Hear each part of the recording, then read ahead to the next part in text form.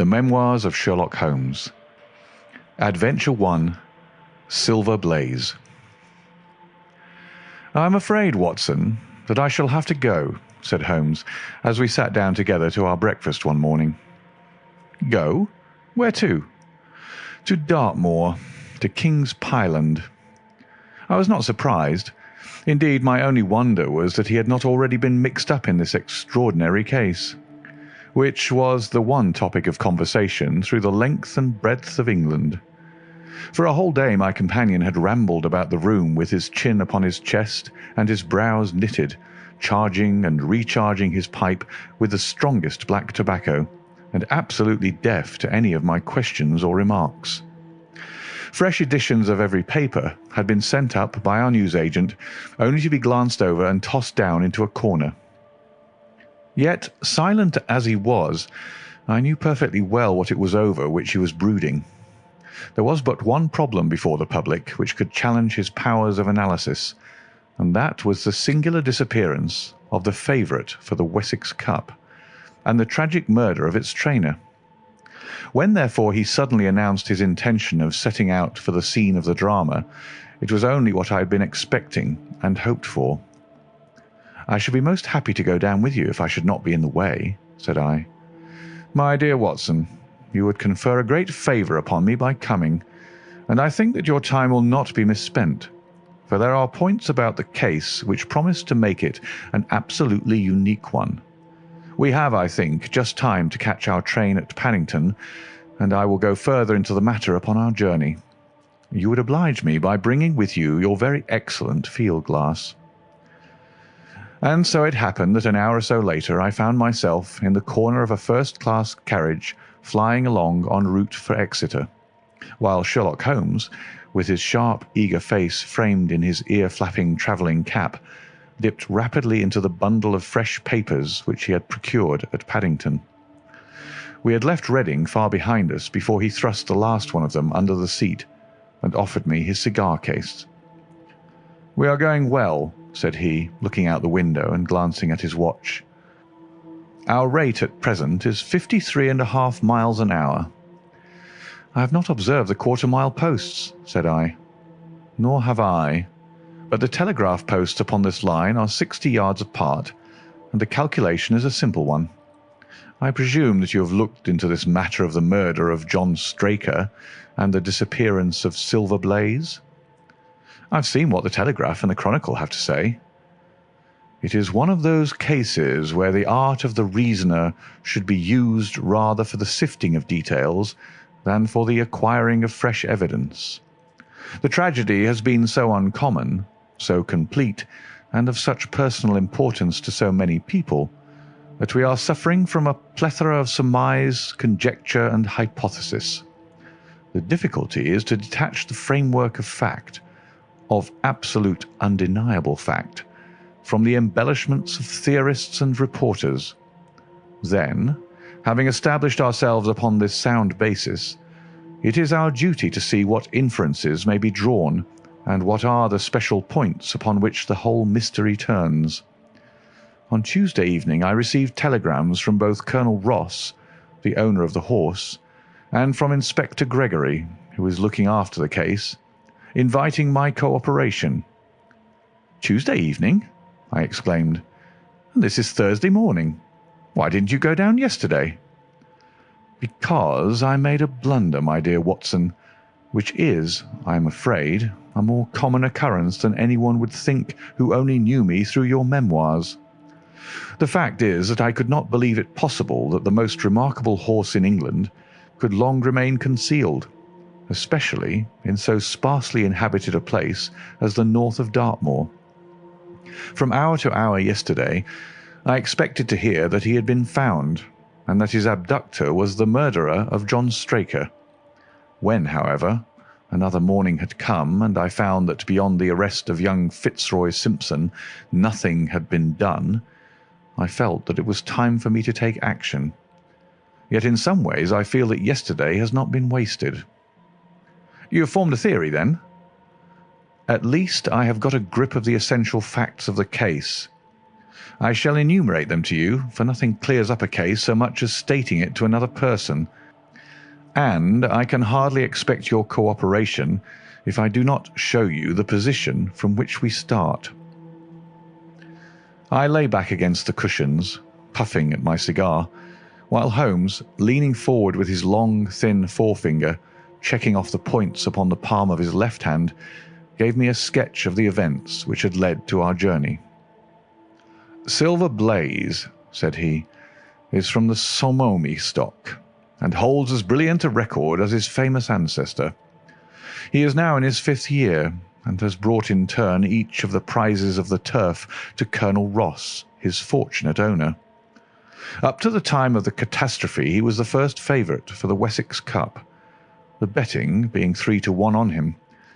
He has always, however, been a prime favourite with the racing public, and has never yet disappointed them, so that even at those odds enormous sums of money have been laid upon him.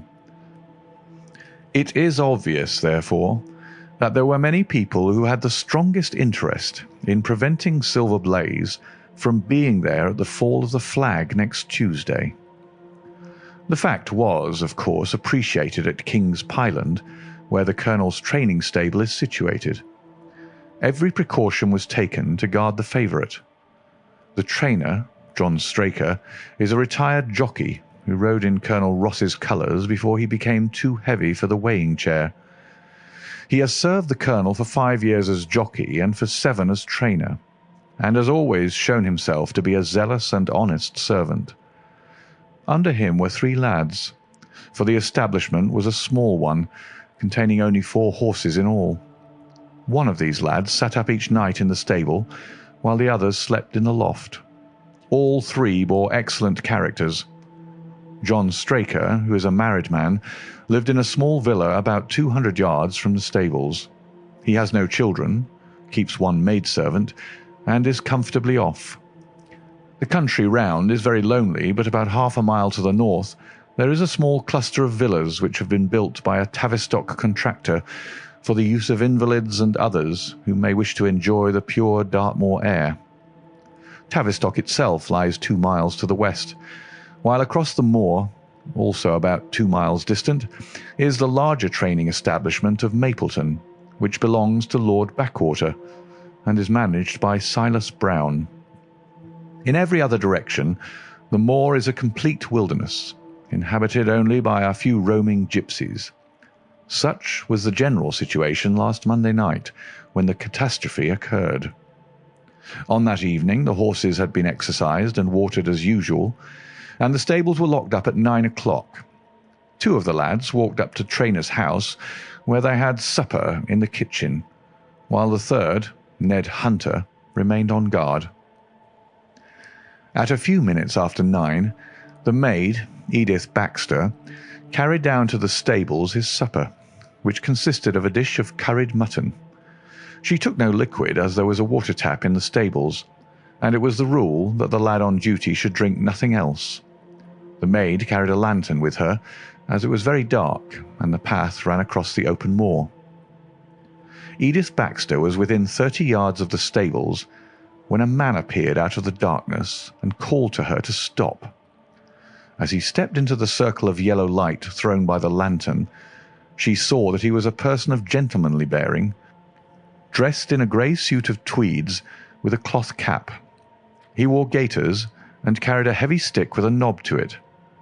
She was most impressed, however, by the extreme pallor of his face and by the nervousness of his manner. His age, she thought, would be rather over 30 than under it. "Can you tell me where I am?" he asked. "I had almost made up my mind to sleep on the moor when I saw the light of your lantern." "You are close to the King's Pyland training stables," said she. "Oh, indeed. What a stroke of luck!" he cried. "I understand that a stable boy sleeps there alone every night. Perhaps that is his supper which you're carrying to him. Now, I am sure that you would not be too proud to earn the price of a new dress, would you?" He took a piece of white paper folded up out of his waistcoat pocket. "See that the boy has this tonight, and you shall have the prettiest frock that money can buy." She was frightened by the earnestness of his manner, and ran past him to the window through which she was accustomed to hand the meals. It was already opened, and Hunter was seated at the small table inside. She had begun to tell him of what had happened when the stranger came up again. "Good evening," said he, looking through the window. "I wanted to have a word with you." The girl has sworn that as he spoke, she noticed the corner of the little paper packet protruding from his closed hand. "What business have you here?" asked the lad. "It's business that may put something into your pocket," said the other. "You've 2 horses in for the Wessex Cup, Silver Blaze and Bayard. Let me have the straight tip, and you won't be a loser. Is it a fact that at the weights Bayard could give the other 100 yards in 5 furlongs, and that the stable have put their money on him?" "So you're one of those damned touts," cried the lad. "I'll show you how we serve them in King's Pyland." He sprang up and rushed across the stable to unloose the dog. The girl fled away to the house, but as she ran, she looked back and saw that the stranger was leaning through the window. A minute later, however, when Hunter rushed out with the hound, he was gone, and though he ran all round the buildings, he failed to find any trace of him. "One moment," I asked. "Did the stable boy, when he ran out with the dog, leave the door unlocked behind him?" "Excellent, Watson, excellent," murmured my companion. The importance of the point struck me so forcibly that I sent a special wire to Dartmoor yesterday to clear the matter up. The boy locked the door before he left it. The window, I may add, was not large enough for a man to get through. Hunter waited until his fellow grooms had returned, when he sent a message to the trainer and told him what had occurred. Straker was excited at hearing the account, although he does not seem to have quite realized its true significance. It left him, however, vaguely uneasy, and Mrs. Straker, waking at 1 in the morning, found that he was dressing. In reply to her inquiries, he said that he could not sleep on account of his anxiety about the horses, and that he intended to walk down to the stables to see that all was well. She begged him to remain at home, as she could hear the rain pattering against the window, but in spite of her entreaties, he pulled on his large mackintosh and left the house. Mrs. Straker awoke at 7 in the morning to find that her husband had not yet returned. She dressed herself hastily, called the maid, and set off for the stables. The door was open. Inside, huddled together upon a chair, Hunter was sunk in a state of absolute stupor. The favourite stall was empty, and there were no signs of his trainer. The 2 lads who slept in the chaff-cutting loft above the harness room were quickly aroused. They had heard nothing during the night, for they are both sound sleepers. Hunter was obviously under the influence of some powerful drug, and as no sense could be got out of him, he was left to sleep it off while the 2 lads and the 2 women ran out in search of the absentees. They still had hopes that the trainer had for some reason taken out the horse for early exercise, but on ascending the knoll near the house, from which all the neighbouring moors were visible, they not only could see no signs of the missing favourite, but they perceived something which warned them that they were in the presence of a tragedy. About a quarter of a mile from the stables, John Straker's overcoat was flapping from a furze bush. Immediately beyond, there was a bowl-shaped depression in the moor, and at the bottom of this was found the dead body of the unfortunate trainer. His head had been shattered by a savage blow from some heavy weapon, and he was wounded on the thigh, where there was a long, clean cut, inflicted evidently by some very sharp instrument. It was clear, however, that Straker had defended himself vigorously against his assailants, for in his right hand he held a small knife, which was clotted with blood up to the handle, while in his left he clasped a red and black silk cravat, which was recognized by the maid as having been worn on the preceding evening by the stranger who had visited the stables. Hunter, on recovering from his stupor, was also quite positive as to the ownership of the cravat. He was equally certain that the same stranger had, while standing at the window, drugged his curried mutton, and so deprived the stables of their watchman. As to the missing horse, there were abundant proofs in the mud which lay at the bottom of the fatal hollow that he had been there at the time of the struggle. but from that morning he has disappeared, and although a large reward has been offered and all the gypsies of Dartmoor are on the alert, no news has come of him. Finally, an analysis has shown that the remains of his supper left by the stable lad contained an appreciable quantity of powdered opium, while the people at the house partook of the same dish on the same night without any ill effect. Those are the main facts of the case, stripped of all surmise and stated as baldly as possible. I shall now recapitulate what the police have done in the matter. Inspector Gregory, to whom the case has been committed, is an extremely competent officer. Were he but gifted with imagination, he might rise to great heights in his profession. On his arrival, he promptly found and arrested the man upon whom suspicion naturally rested. There was little difficulty in finding him, for he inhabited one of those villas which I have mentioned. His name, it appears, was Fitzroy Simpson. He was a man of excellent birth and education, who had squandered a fortune upon the turf, and who lived now by doing a little quiet and genteel bookmaking in the sporting clubs of London. An examination of his betting book shows that bets to the amount of £5,000 had been registered by him against the favourite. On being arrested, he volunteered the statement that he had come down to Dartmoor in the hope of getting some information about the King's Pyland horses, and also about Desborough, the second favourite, which was in charge of Silas Brown at the Mapleton stables. He did not attempt to deny that he had acted as described upon the evening before, but declared that he had no sinister designs, and had simply wished to obtain first-hand information. When confronted with his cravat, he turned very pale and was utterly unable to account for its presence in the hand of the murdered man. His wet clothing showed that he had been out in the storm of the night before, and his stick, which was a Penang lawyer weighted with lead, was just such a weapon as might, by repeated blows, have inflicted the terrible injuries to which the trainer had succumbed. On the other hand, there was no wound upon his person, while the state of Straker's knife would show that one at least of his assailants must bear his mark upon him. There you have it all in a nutshell, Watson, and if you can give me any light, I shall be infinitely obliged to you. I had listened with the greatest interest to the statement which Holmes, with characteristic clearness, had laid before me. Though most of the facts were familiar to me, I had not sufficiently appreciated their relative importance, nor their connection to each other. Is it not possible, I suggested, that the incised wound upon Straker may have been caused by his own knife in the convulsive struggles which follow any brain injury? It is more than possible, it is probable, said Holmes. In that case, one of the main points in favour of the accused disappears. And yet, said I, even now I fail to understand what the theory of the police can be. I am afraid that whatever theory we state has very grave objections to it, returned my companion.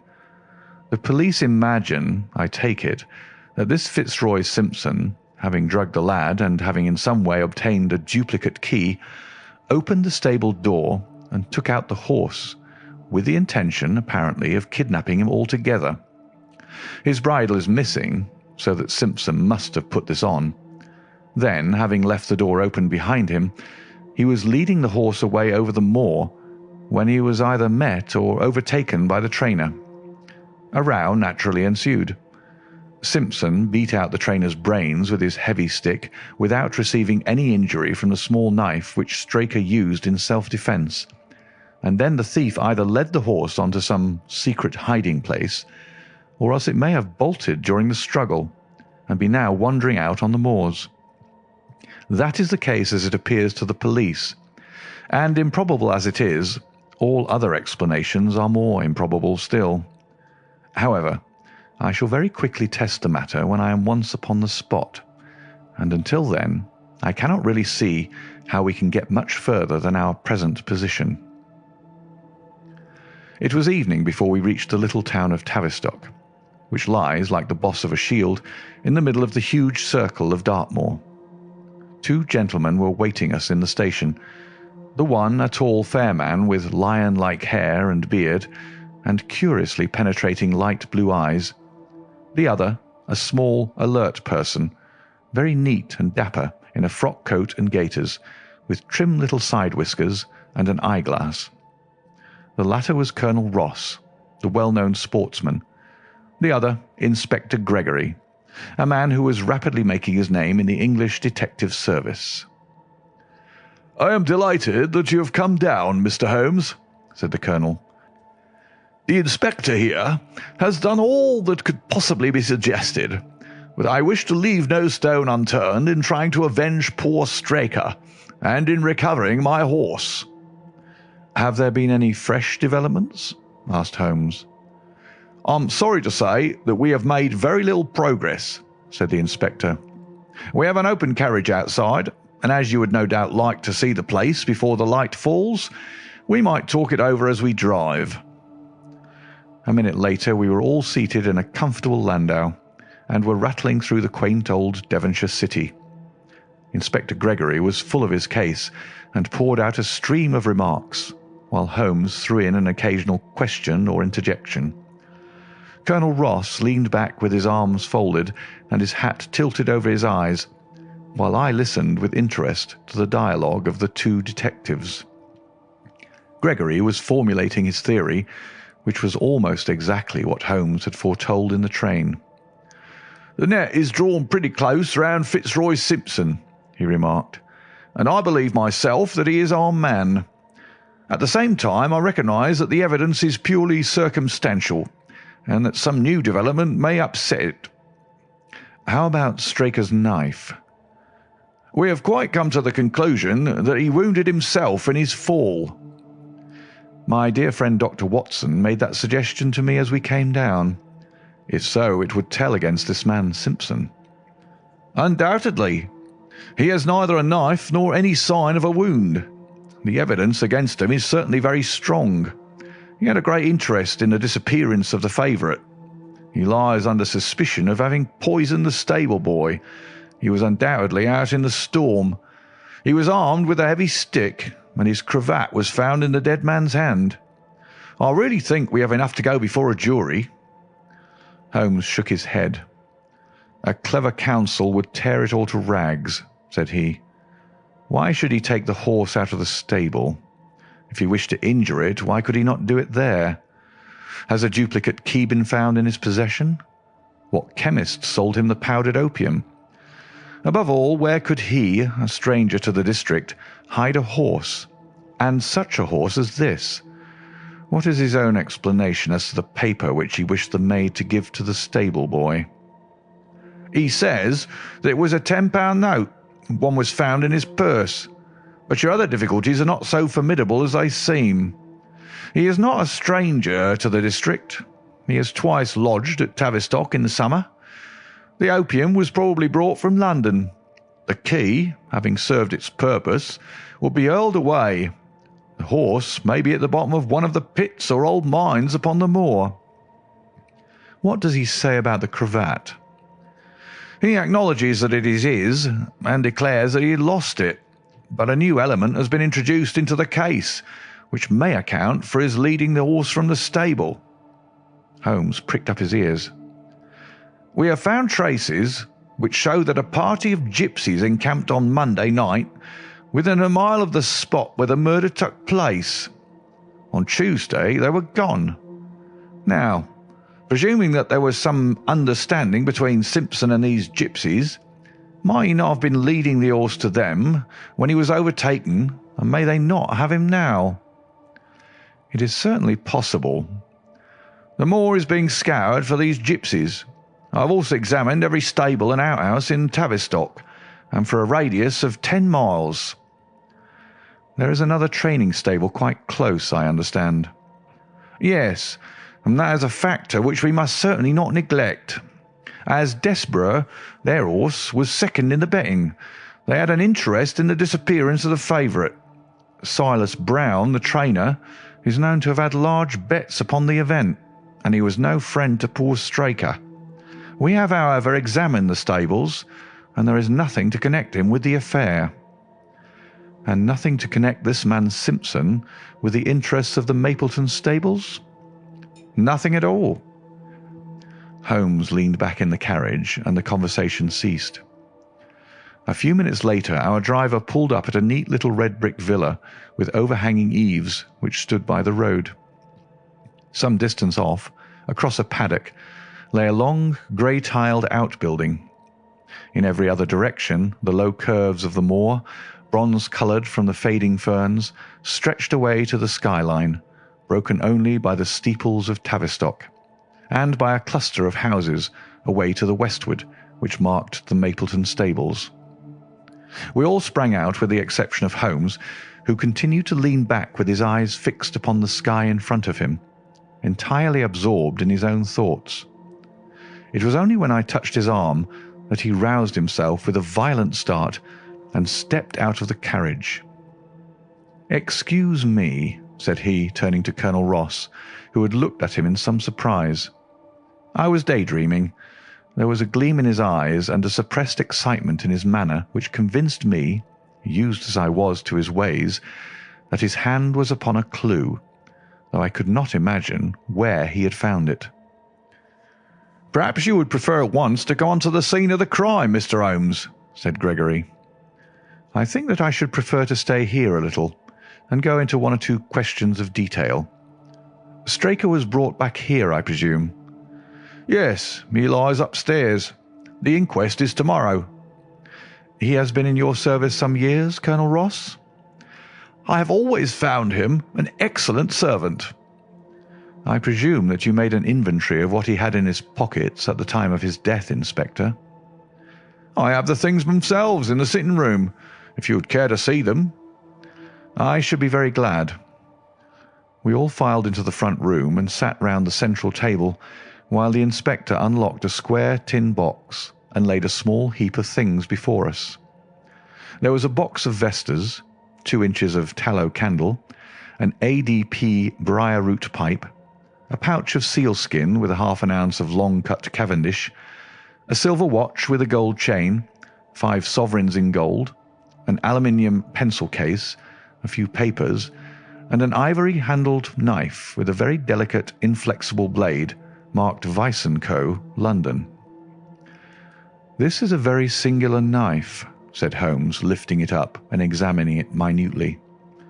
"I presume, as I see bloodstains upon it, that it is the one which was found in the dead man's grasp.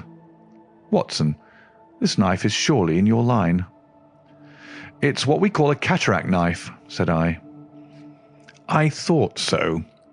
A very delicate blade, devised for very delicate work. A strange thing for a man to carry with him upon a rough expedition, especially as it would not shut in his pocket." "The tip was guarded by a disc of cork which we found beside his body," said the inspector. "His wife tells us that the knife had lain upon the dressing table and that he had picked it up as he left the room. It was a poor weapon, but perhaps the best that he could lay his hands on at the moment." "Very possible. How about these papers?" "3 of them are receipted hay dealers' accounts. One of them is a letter of instructions from Colonel Ross. This other is a milliner's account for £37.15, made out by Madame Lesuria of Bond Street to William Derbyshire. Mrs. Straker tells us that Derbyshire was a friend of her husband's, and that occasionally his letters were addressed here." "Madame Derbyshire has somewhat expensive tastes," remarked Holmes, glancing down the account. 22 guineas is rather heavy for a single costume. However, there appears to be nothing more to learn, and we may now go down to the scene of the crime. As we emerged from the sitting-room, a woman, who had been waiting in the passage, took a step forward and laid her hand upon the inspector's sleeve. Her face was haggard and thin and eager, stamped with the print of a recent horror. "Have you got them? Have you found them?" she panted. "No, Mrs. Straker, but Mr. Holmes here has come from London to help us, and we shall do all that is possible." "Surely I met you in Plymouth at a garden party some little time ago, Mrs. Straker," said Holmes. "No, sir, you are mistaken." "Dear me, why, I could have sworn to it. You wore a costume of dove-coloured silk with ostrich feather trimming." "Oh, I never had such a dress, sir," answered the lady. "Ah, that quite settles it," said Holmes, and with an apology he followed the inspector outside. A short walk across the moor took us to the hollow in which the body had been found. At the brink of it was the furze bush upon which the coat had been hung. "There was no wind that night, I understand," said Holmes. "None, but very heavy rain." "In that case the overcoat was not blown against the furze bush, but placed there." "Yes, it was laid across the bush." "You fill me with interest. I perceive that the ground has been trampled up a good deal. No doubt many feet have been here since Monday night." "A piece of matting has been laid here at the side, and we have all stood upon it." "Excellent. In this bag I have one of the boots which Straker wore, one of Fitzroy Simpson's shoes, and a cast horseshoe of Silver Blaze." "My dear Inspector, you surpass yourself." Holmes took the bag, and descending into the hollow, he pushed the matting into a more central position. Then, stretching himself upon his face and leaning his chin upon his hands, he made a careful study of the trampled mud in front of him. "Hullo," said he suddenly. "What's this?" It was a wax vesta, half burned, which was so coated with mud that it looked at first like a little chip of wood.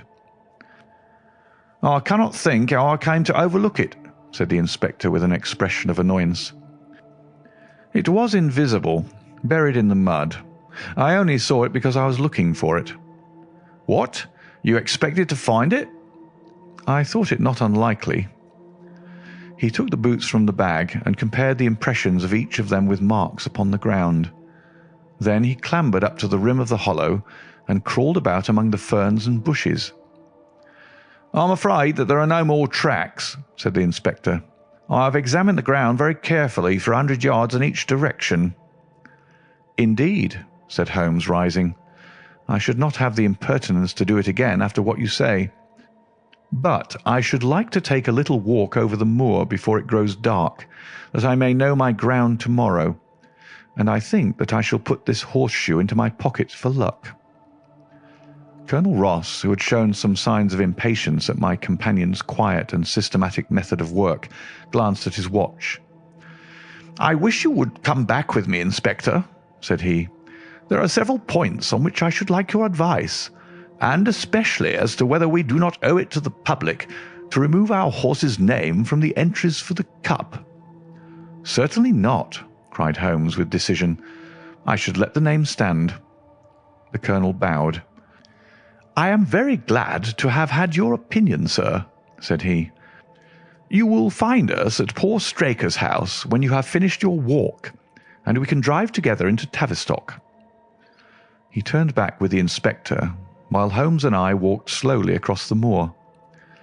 The sun was beginning to sink behind the stables of Mapleton, and the long sloping plain in front of us was tinged with gold, deepening into rich ruddy browns where the faded ferns and brambles caught the evening light. But the glories of the landscape were all wasted upon my companion, who was sunk in the deepest thought. "It's this way, Watson," said he at last. "We may leave the question of who killed John Straker for the instant, and confine ourselves to finding out what has become of the horse. Now, supposing that he broke away during or after the tragedy, where could he have gone to? The horse is a very gregarious creature.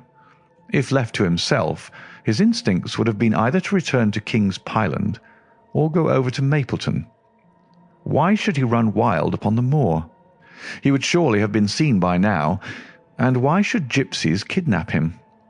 These people always clear out when they hear of trouble, for they do not wish to be pestered by the police. They could not hope to sell such a horse. They would run a great risk and gain nothing by taking him. Surely that is clear. Where is he, then? I have already said that he must have gone to King's Pyland or to Mapleton. He is not at King's Pyland.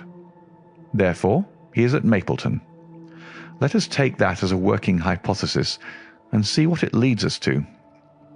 This part of the moor, as the inspector remarked, is very hard and dry, but it falls away towards Mapleton, and you can see from here that there is a long hollow over yonder which must have been very wet on Monday night. If our supposition is correct, then the horse must have crossed that, and there is a point where we should look for his tracks. We had been walking briskly during this conversation, and a few more minutes brought us to the hollow in question.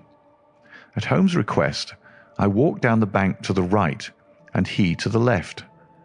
But I had not taken 50 paces before I heard him give a shout and saw him waving his hand to me. The track of a horse was plainly outlined in the soft earth in front of him, and the shoe which he took from his pocket exactly fitted the impression.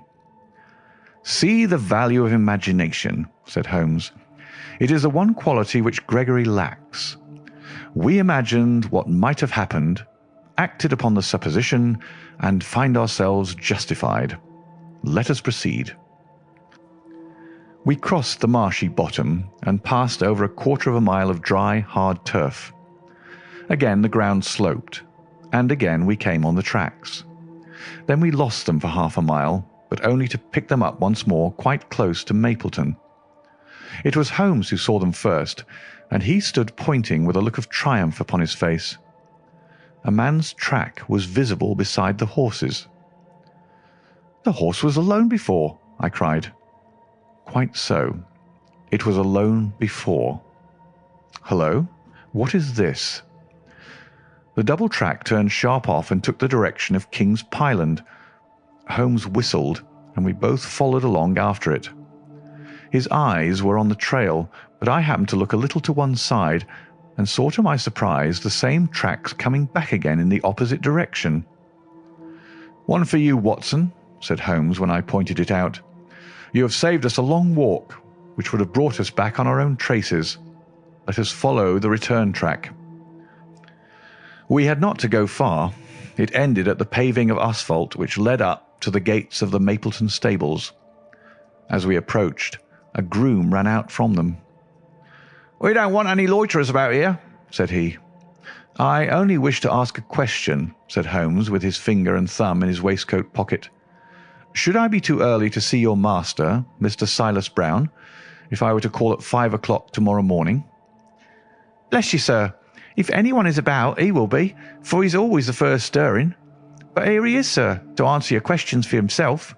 No, sir, no. It is as much as my place is worth to let him see me touch your money. Afterwards, if you like." As Sherlock Holmes replaced the half-crown which he had drawn from his pocket, a fierce-looking elderly man strode out from the gate with a hunting crop swinging in his hand. "What's this, Dawson?" he cried. "No gossiping. Go about your business. And you, what the devil do you want here?" "10 minutes' talk with you, my good sir," said Holmes in the sweetest of voices. "I've no time to talk, every gadabout. We want no stranger here. Be off, or you may find a dog at your heels."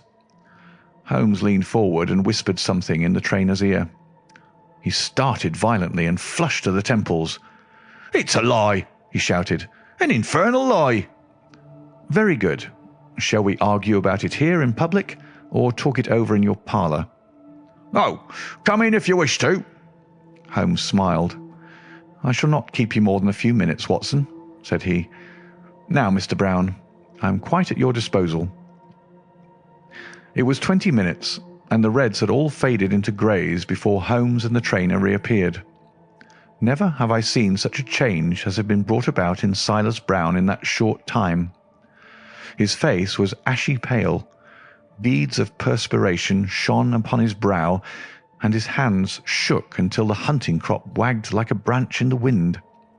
His bullying, overbearing manner was all gone too, and he cringed along at my companion's side like a dog with its master. "Your instructions will be done. It shall all be done," said he. "There must be no mistake," said Holmes, looking round at him. The other winced as he read the menace in his eyes. "Oh, no, there shall be no mistake. It shall be here. Should I change it first or not?" Holmes thought a little and then burst out laughing. "No, don't," said he. "I shall write to you about it. No tricks now, or—" "Oh, you can trust me. You can trust me." "Yes, I think I can. Well, you shall hear from me tomorrow."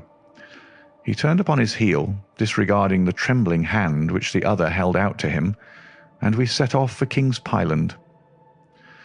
A more perfect compound of the bully, coward, and sneak than Master Silas Brown I have seldom met with, remarked Holmes as we trudged along together. He has the horse, then?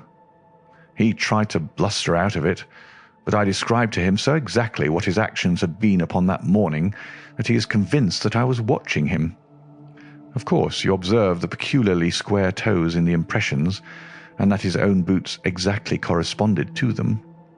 Again, of course, no subordinate would have dared to do such a thing. I described to him how, when according to his custom he was the first down, he perceived a strange horse wandering over the moor, how he went out to it, and his astonishment at recognizing, from the white forehead which has given the favourite its name, that chance had put in his power the only horse which could beat the one upon which he had put his money. Then I described how his first impulse had been to lead him back to King's Pyland, and how the devil had shown him how he could hide the horse until the race was over, and how he had led it back and concealed it at Mapleton. When I told him every detail, he gave it up and thought only of saving his own skin. But his stables had been searched.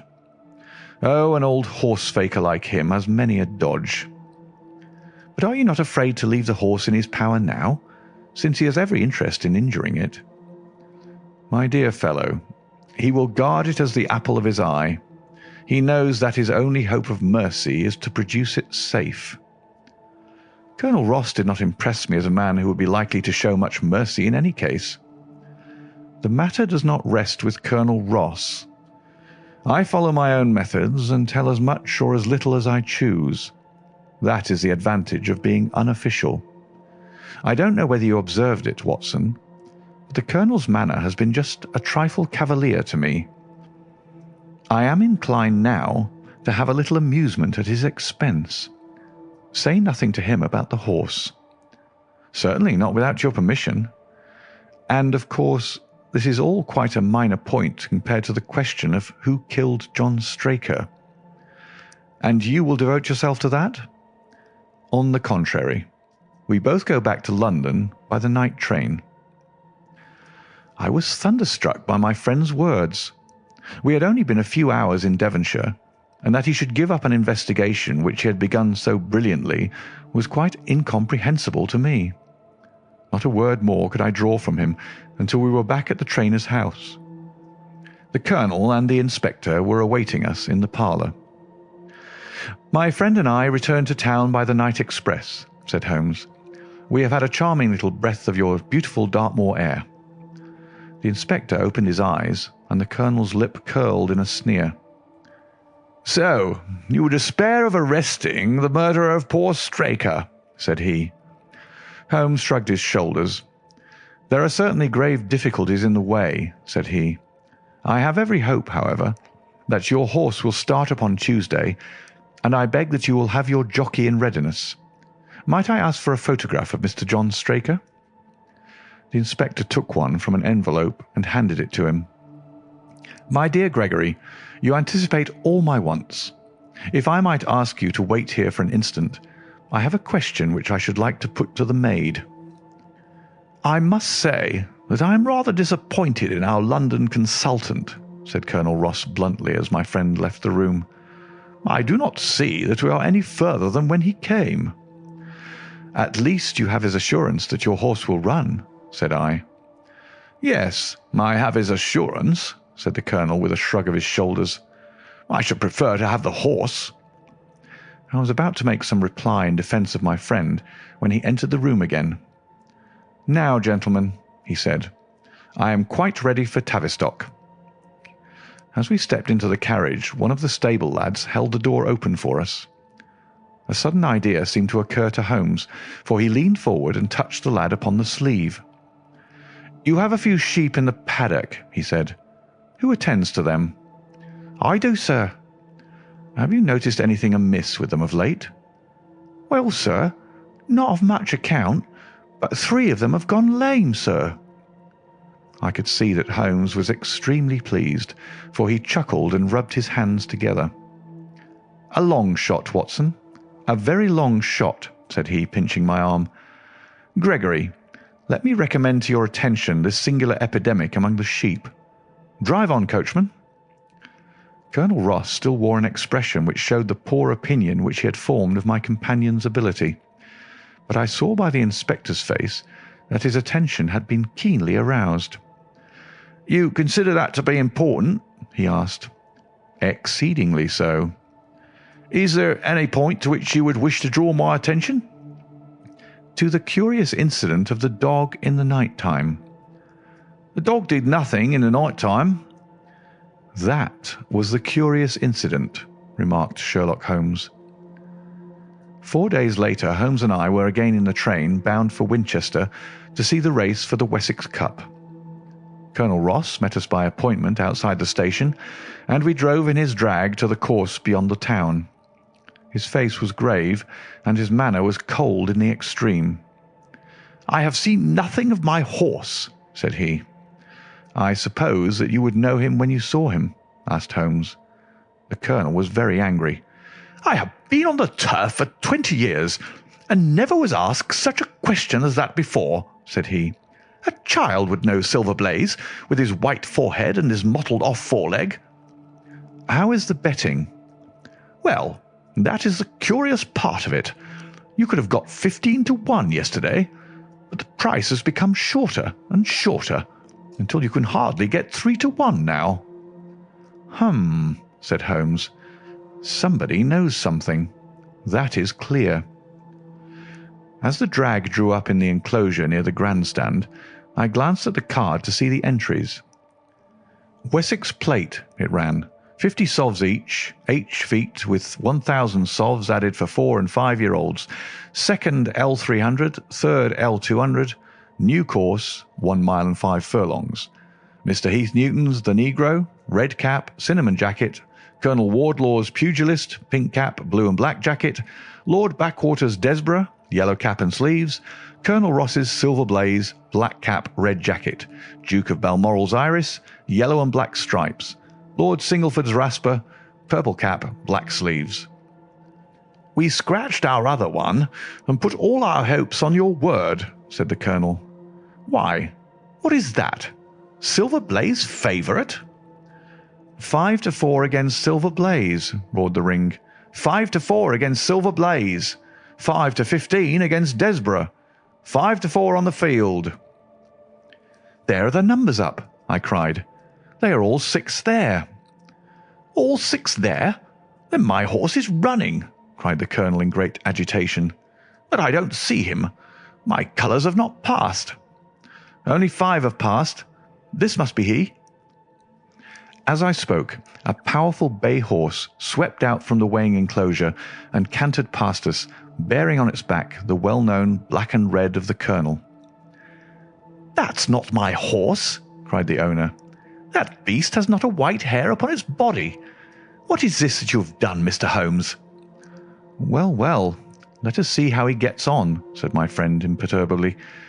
For a few minutes he gazed through my field-glass. "Capital! An excellent start!" he cried suddenly. "There they are, coming round the curve." From our drag we had a superb view as they came up the straight. The 6 horses were so close together that a carpet could have covered them. But halfway up, the yellow of the Mapleton stable showed to the front. Before they reached us, however, Desborough's bolt was shot, and the colonel's horse, coming away with a rush, passed the post a good 6 lengths before its rival, the Duke of Balmoral's Iris, making a bad third. "It's my race anyhow," gasped the colonel, passing his hand over his eyes. "I confess that I can make neither head nor tail of it. Don't you think that you've kept up your mystery long enough, Mr. Holmes?" "Certainly, Colonel. You shall know everything. Let us all go round and have a look at the horse together. Here he is," he continued as we made our way into the weighing enclosure, where only owners and their friends find admittance. "You have only to wash his face and his leg in the spirits of wine, and you will find that he is the same old Silver Blaze as ever." "You take my breath away." "I found him in the hands of a faker, and took the liberty of running him just as he was sent over." "My dear sir, You have done wonders. The horse looks very fit and well. It never went better in his life. I owe you 1,000 apologies for having doubted your ability. You have done me a great service by recovering my horse. You would do me a greater still if you could lay your hands on the murderer of John Straker." "I have done so," said Holmes quietly. The Colonel and I stared at him in amazement. "You've got him? Where is he, then?" "He is here." "Here? Where?" "In my company at the present moment." The Colonel flushed angrily. "I quite recognize that I am under obligations to you, Mr. Holmes," said he, "but I must regard what you have just said as either a very bad joke or an insult." Sherlock Holmes laughed. "I assure you that I have not associated you with the crime, Colonel," said he. "The real murderer is standing immediately behind you." He stepped past and laid his hand upon the glossy neck of the thoroughbred. "The horse?" cried both the Colonel and myself. "Yes, the horse. And it may lessen his guilt if I say that it was done in self-defence, and that John Straker was a man who was entirely unworthy of your confidence. But there goes the bell, and as I stand to win a little on this next race, I shall defer a lengthy explanation until a more fitting time." We had the corner of a Pullman car to ourselves that evening as we whirled back to London, and I fancy that the journey was a short one to Colonel Ross as well as to myself, as we listened to our companion's narrative of the events which had occurred at the Dartmoor training stables upon the Monday night, and the means by which he had unravelled them. "I confess," said he, "that any theories which I had formed from the newspaper reports were entirely erroneous, and yet there were indications there, had they not been overlaid by other details which concealed their true import. I went to Devonshire with the conviction that Fitzroy Simpson was the true culprit, although, of course, I saw that the evidence against him was by no means complete. It was while I was in the carriage, just as we reached the trainer's house, that the immense significance of the curried mutton occurred to me. You may remember that I was distrait and remained sitting after you had all alighted. I was marvelling in my own mind how I could possibly have overlooked so obvious a clue. "I confess," said the Colonel, "that even now I cannot see how it helps us." "It was the first link in my chain of reasoning. Powdered opium is by no means tasteless. The flavour is not disagreeable, but it is perceptible. Were it mixed with any ordinary dish, the eater would undoubtedly detect it, and would probably eat no more. A curry was exactly the medium which would disguise this taste. By no possible supposition could this stranger, Fitzroy Simpson, have caused curry to be served in the trainer's family that night, and it is surely too monstrous a coincidence to suppose that he happened to come along with powdered opium upon the very night when a dish happened to be served which would disguise the flavour. That is unthinkable. Therefore Simpson becomes eliminated from the case, and our attention centres upon Straker and his wife, the only two people who could have chosen curried mutton for supper that night. The opium was added after the dish was set aside for the stable boy, for the others had the same for supper with no ill effects. Which of them, then, had access to that dish without the maid seeing them? Before deciding that question, I had grasped the significance of the silence of the dog, for one true inference invariably suggests others. The Simpson incident had shown me that a dog was kept in the stables, and yet, though someone had been in and had fetched out a horse, he had not barked enough to arouse the two lads in the loft. Obviously, the midnight visitor was someone whom the dog knew well. I was already convinced, or almost convinced, that John Straker went down to the stables in the dead of the night and took out Silver Blaze. For what purpose? For a dishonest one, obviously, or why should he drug his own stable boy? And yet I was at a loss to know why. There have been cases before now where trainers have made sure of great sums of money by laying against their own horses through agents, and then preventing them from winning by fraud. Sometimes it is a pulling jockey. Sometimes it is some surer and subtler means. What was it here? I hoped that the contents of his pockets might help me to form a conclusion. And they did so. You cannot have forgotten the singular knife which was found in the dead man's hand. A knife which certainly no sane man would choose for a weapon. It was, as Dr. Watson told us, a form of knife which is used for the most delicate operations known in surgery. And it was to be used for a delicate operation that night. You must know, with your wide experience of turf matters, Colonel Ross, that it is possible to make a slight nick upon the tendons of a horse's ham and to do it subcutaneously so as to leave absolutely no trace. A horse so treated would develop a slight lameness which would be put down to a strain in exercise or a touch of rheumatism, but never to foul play. "Villain! Scoundrel!" cried the Colonel. We have here the explanation of why John Straker wished to take the horse out onto the moor. So spirited a creature would have certainly roused the soundest of sleepers when it felt the prick of the knife. It was absolutely necessary to do it in the open air. "I have been blind," cried the Colonel. "Of course that was why he needed the candle and struck the match." "Undoubtedly. But in examining his belongings I was fortunate enough to discover not only the method of the crime, but even its motives. As a man of the world, Colonel, you know that men do not carry other people's bills about in their pockets. We have, most of us, quite enough to do to settle our own. I at once concluded that Straker was leading a double life and keeping a second establishment. The nature of the bill showed that there was a lady in the case, and one who had expensive tastes. Liberal as you are with your servants, one can hardly expect that they can buy 20 guineas walking dresses for their ladies. I questioned Mrs. Straker as to the dress without her knowing it, and having satisfied myself that it had never reached her, I made a note of the milliner's address, and felt that by calling there with Straker's photograph I could easily dispose of the mythical Derbyshire. From that time on all was plain. Straker had led out the horse to a hollow where his light would be invisible. Simpson, in his flight, had dropped his cravat, and Straker had picked it up, with some idea, perhaps, that he might use it in securing the horse's leg. Once in the hollow, he had got behind the horse and had struck a light. But the creature, frightened at the sudden glare, and with a strange instinct of animals feeling that some mischief was intended, had lashed out, and the steel shoe had struck Straker full on the forehead.